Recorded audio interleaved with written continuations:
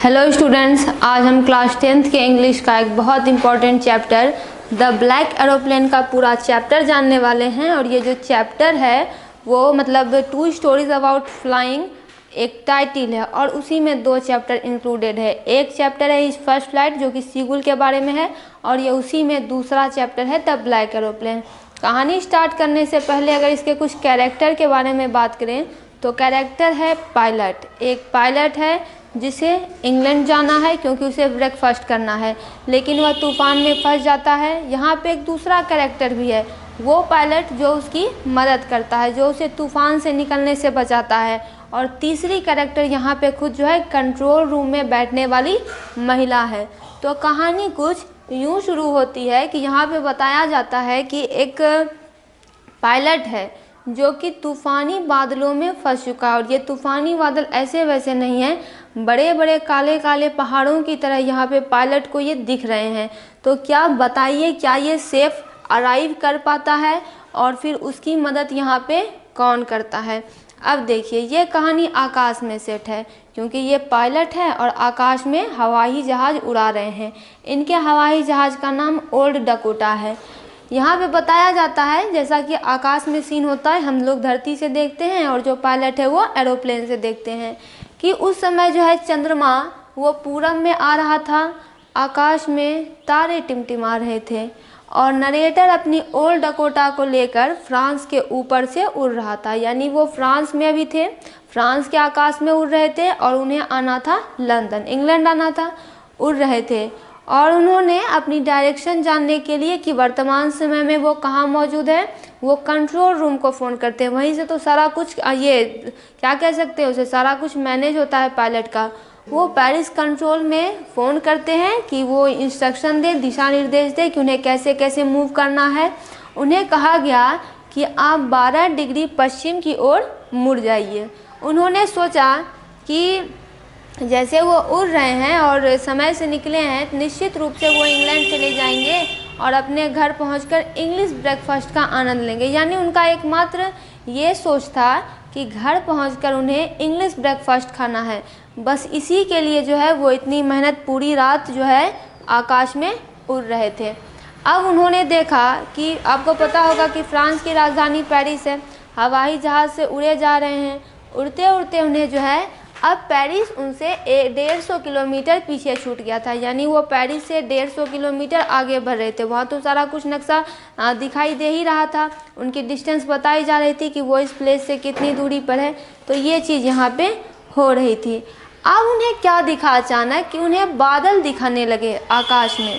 यानी उस आकाश में जो कि साफ़ सुथरी थोड़ी देर तक थी, अब उसमें बादल दिखने लगे थे।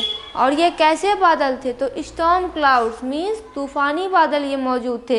इन कैसे दिखते थे? बहुत बड़े बड़े बादल थे। ऐसा लग रहा था कि बड़े बड़े काले काले पहाड़ हैं और वो जो है कुछ देख भी नहीं पा रहे थे, क्योंकि अगर सामने काले काले बादल आ जाए तो आदमी क्या ही देख पाएगा, वो तो ब्लैक है, अंधेरे में क्या दिखेगा। तो देखिए अब होता क्या है। अब नरेटर यहाँ पे अपना दिमाग लगाना शुरू करते हैं कि आखिर वो इस बादल से बचे कैसे। नरेटर जो है उसके ऊपर से नहीं जा सकते थे या फिर उसके ओवर से नहीं जा सकते थे। ये उनकी परेशानी थी कि वो जो है फ्लाइंग अब भी नहीं कर सकते थे, ओवर भी नहीं कर सकते थे। और यहाँ पे एक दिक्कत ये आ गई थी कि ऐसा है कि उनके चारों तरफ से निकल जाए ये भी नहीं हो सकता था, क्योंकि उनके फ्यूल टैंक में इतना ईंधन ही मौजूद नहीं था। तो उन्होंने सोचा ऐसा करते हैं कि जब तीनों कंडीशन अपने हक में नहीं है तो पेरिस वापस जाना चाहिए, क्योंकि पेरिस जो है 150 किलोमीटर ही पीछे था। तो पेरिस ये जा सकते थे, लेकिन यहाँ पे इन्हें फिर याद आता है कि इन्हें घर जाना है, क्योंकि इन्हें अपने घर में खाना खाना है घर वालों के साथ। तो उन्होंने अंत में निर्णय लिया कि एक ऐसा करते हैं कि सीधे स्ट्रॉम के बीचों बीच जो है निकलने का प्रयास करते हैं। यहाँ पे देखिए ऐसा नरेटर ने दिमाग लगाया, और अगर इस कंडीशन में उसकी कोई मदद नहीं करता तो निश्चित रूप से जो है काफ़ी समस्या हो सकती थी। तो उन्होंने सोचा क्यों ना इसके सीधे सीधे जो है एरोप्लेन को निकाला जाए। अब जैसे ही वो घुसते हैं तो वो बड़े बड़े तूफ़ानी बादल ब्लैक ब्लैक थे, इन्हें कुछ भी दिखना बंद हो जाता है। अब उन्हें बाहर तो कुछ दिख नहीं रहा था, अब देखिए क्या हुआ, जैसे ही वो वहाँ पे घुसे, इनका सारा एरोप्लेन का सिस्टम, बस इनका सिस्टम ही ठीक था, बाकी इनके एरोप्लेन का सारा सिस्टम, सारे गैजेट, सारे इंस्ट्रूमेंट ख़राब हो गए थे। कंपास ख़राब हो गया, दूसरे इंस्ट्रूमेंट अचानक ख़राब हो गए। उन्होंने रेडियो को चालू करने का प्रयास किया, वो भी ख़राब था।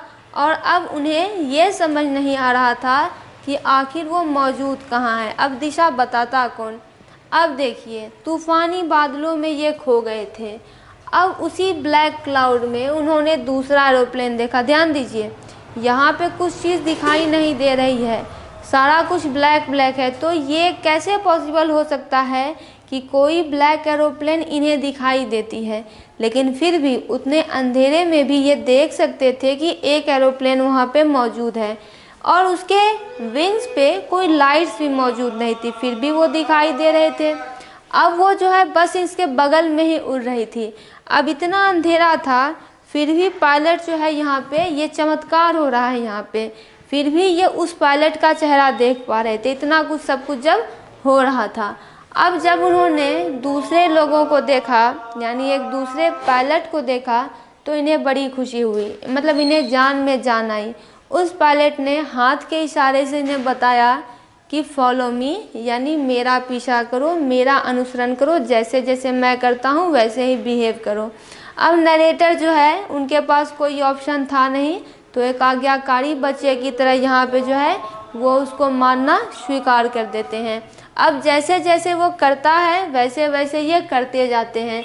आधे घंटे तक ये पूरा का पूरा जो है सीन चलता है, यानी आधे घंटे लग जाते हैं इसे उस क्लाउड से पार होने में। अब देखिए, अब इतना फ्यूल था ओल्ड डकोटा में कि वो 5 और 10 मिनट, यानी कुछ इस होशियारी से इन्हें निकाला जाता है कि इनके फ्यूल टैंक में फ्यूल भी बच जाता है, और अब इनके फ्यूल टैंक में टाइम भी था कि ये 5 से 10 मिनट और उड़ सकें। फिर क्या होता है, फिर यहाँ पे वो देखते हैं, अब वो जो है नीचे आना इसी समय शुरू कर देते हैं और उन्हें अपने सामने जो है 2 लाइट्स दिखाई देती है। इनको समझ आ जाता है कि ये रनवे है, एयरपोर्ट है। वो चीखने लगते हैं और वो जो है अपनी फ्रेंड को देखने के लिए बैक टर्न लेते हैं कि वो अपने दोस्त को देखें, लेकिन वहाँ पे कोई नहीं था, स्काई तो पूरी तरह से खाली था। अब जब वो लैंडिंग करते हैं तो कंट्रोल रूम में एक महिला बैठी थी। महिला से वो पूछते हैं कि आखिर वो दूसरा पायलट कहाँ गया जो कि मेरे साथ आकाश में उड़ रहा था। महिला को बड़ा आश्चर्य हुआ। महिला देख रही थी कि आखिर कैसे बहादुरी से, कैसे हीरोइकली ये पायलट ने उस स्टॉर्म क्लाउड को पार कर लिया। अब महिला ने बताया कि आपका ही प्लेन जो है उस रात उड़ रहा था और कोई प्लेन वहाँ पे नहीं उड़ रहा था।